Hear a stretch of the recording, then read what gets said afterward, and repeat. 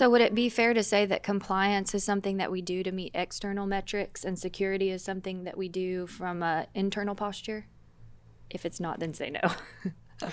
Say that question one more time. So would it be reasonable to say that compliance is something we do to meet external metrics, whereas security is an internal posture of an organization? Yeah, I know exactly what you mean. I mean, we still live in a very compliance-driven world, and those of you that are in a highly regulated environment, it's not something that you can forget, but you also have to balance that with a security mindset.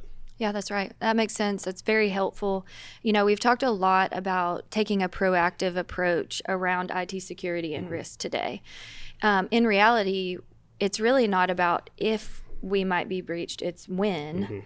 And so what does that mean to us? What do we do about that? Yeah, so you got to make sure you have a well-functioning incident response management or an incident response plan program. And stats tell us that on average, hackers are laying low within your systems on average for about 6 months. And that's really scary. Yeah. More scary than that is that the stats continue to say that once the hacker is found within your systems, it's taking organizations another 3 months just to remediate it. So what that's pointing towards is that organizations just are not prepared to detect and respond to events. So the goal of your incident response program is that you need to have a cyber risk program that is detecting and responding events in a timely basis, because like you said, it's not if, it's when. And the goal there is that we're not trying to prevent everything. We can't prevent everything. Our goal there is that our program detects and responds, and it minimizes the impact to operations. So that's key. So how you achieve that is you want to make sure that you have an incident response plan. And what that plan looks like is it goes into excruciating detail on all the different cyber scenarios. So how you respond to a ransomware event is going to look very different than how you respond to a malware event. So going through identifying those steps that you need to take are crucial.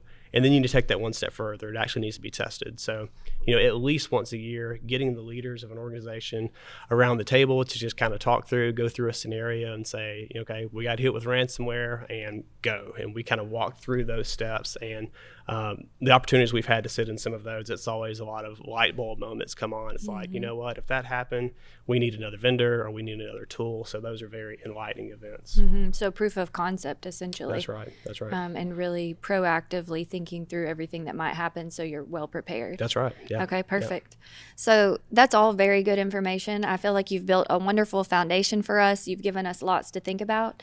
In the next video of this series, we'll meet with Scott Pruitt, who is our Senior Security Controls Manager. He'll talk more about actionable items and steps that they can take in order not to become a statistic. But Justin, I appreciate your time here so much. Thank you for coming, and it's been very helpful. Thank you. I enjoyed it.